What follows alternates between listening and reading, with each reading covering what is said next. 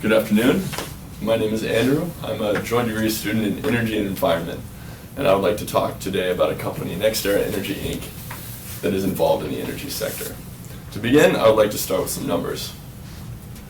First off, there are 6.4 billion people on Earth. There are about 400 billion stars in the Milky Way galaxy. The total cost of the Iraq and Afghanistan wars was a little over $1 trillion, and the US GDP is right about $14 trillion. Now, the amount of energy investment that's going to happen in the world between 2010 and 2030 is larger than all of these numbers combined. It's right about $26 trillion. We're talking a lot of money. So this is just to give you an idea of the size, scale, and potential opportunities, both in terms of jobs and profits in this sector. Now, on the agenda today, I want to talk about energy investment and carbon pricing. Then I want to talk about NextEra Energy, both the pros and cons, and where they fit into this picture. And finally, I want to consider some MBA opportunities for you all today. In terms of energy investment and carbon pricing, I want to go back to that $26 trillion number. Out of that $26 trillion, 53% is going to be spent in the power sector. So that's a lot of money.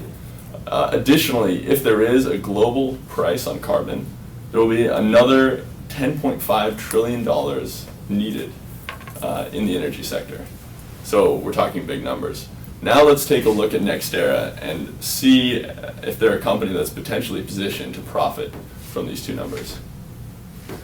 NextEra's position, it has a number of advantages. It's very well diversified. It's both a traditional utility in Florida, and it's also an owner of generation resources under NextEra Energy Resources. FPL is the utility side of it. Under NextEra Energy Resources, it's the #1 generator and developer of wind and solar in the entire US and Canada. As FPL in Florida, it's a regulated utility, which means it's more or less a monopoly. So it has a lot of cash generating potential, and it can use this cash to look into opportunities outside of its Florida market through NextEra Energy Resources. And finally, it has an incredible low carbon energy portfolio.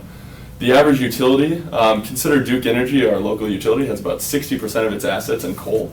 NextEra only has 90% of its portfolio is low carbon, and this gives you an idea of the scale and locations of NextEra's assets. And the green dots are wind, the light blue are natural gas. It also has some nuclear and hydro. Now, I want to consider NextEra's future and consider maybe potential deficits with its current business model. In terms of deregulation, deregulation has happened in California. It's kind of sweeping across the U.S., and it bankrupted a major California utility. So that's a threat. Congress failed to enact carbon legislation, which means that although it's really good at creating low carbon generation, this aspect of it may be a moot point if there's no price on carbon. And last, a lot of the great growth opportunities are abroad, whether in China or India or elsewhere where there's more demand for energy. Now let's consider some MBA opportunities. I hope I've piqued your interest, and I hope you're asking yourself now, what's in this for me? Are there any opportunities in this space? And let me tell you, there are. There are 5 FUCO MBAs that actually work in NextEra. Additionally, they came to the Energy Symposium already, and there are a number of other opportunities, including business rotation, a number of positions I've listed here, and finally, the president and COO is an MBA himself from Harvard. So now, I want you to have 4 takeaways from this talk. First off, there's a huge opportunity in energy. We're talking $26 trillion. It's really on a scale that's hard to imagine, but I think you should consider all the opportunities. Additionally, NextEra is building a low carbon generation portfolio that's unique in the US. It is the largest generator of both solar and wind, and it has the traditional utility business to back it, which gives it a very unique position. But there's a lot of uncertainty in this market, so its future may be uncertain. So if you don't look for a position with NextEra, I hope you look further into your possibilities as an MBA student in this growing energy sector. Thank you very much for your time today. All right, please sit with us now. I think that the content was really good. That was really interesting about learning more because I mean this is new to me. But I think one thing you could improve is distribute more your eye contact. I thought you were looking too much on that direction. Your voice is, you have a deep voice, but it seems that you're like you know, you should make it more clear and strong.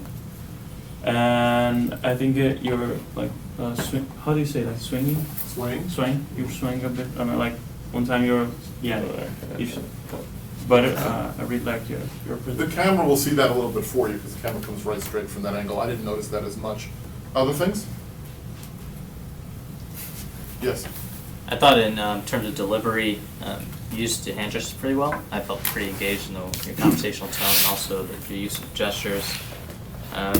I really liked the intro, so it really came across as being impactful and you know, why do I care about this market? And so I thought it was a great neat connection to the rest of the. Okay. Yeah, I mean, that was the interest step that I heard of. I don't know whether I got enough about MBA opportunities. It seemed to me that was up for a really short time compared to the rest of the speech. I don't know what, in terms of timing, it just was up there. And I mean, there are MBA opportunities, essentially what I got.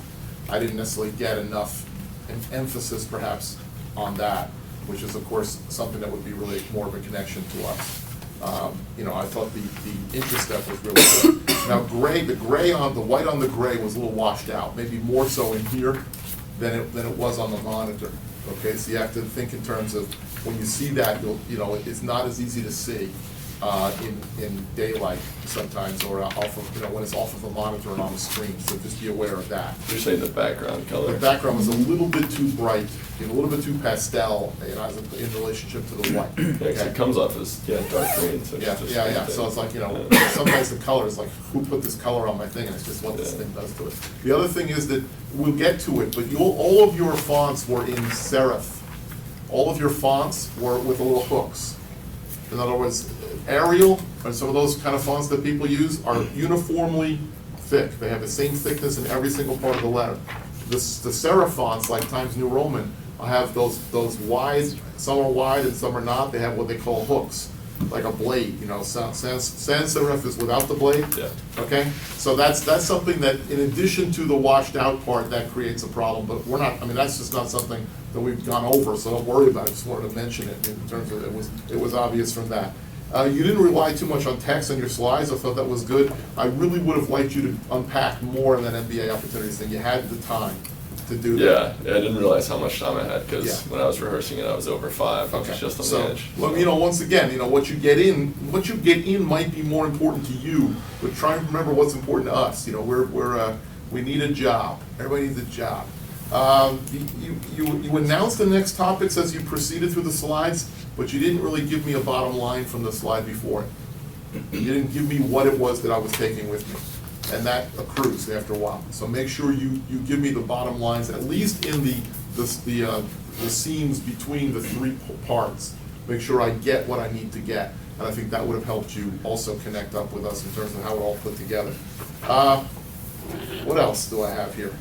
I thought the pictures were great in terms of your slides, and your voice I thought was pretty natural. I thought it was really, doesn't sound scripted. It sounded nice and natural the way you were talking. Maybe you needed a little more vocal emphasis at points, and gestures would help you with that. But in general, you were really easy to understand and easy to follow. Okay, thanks.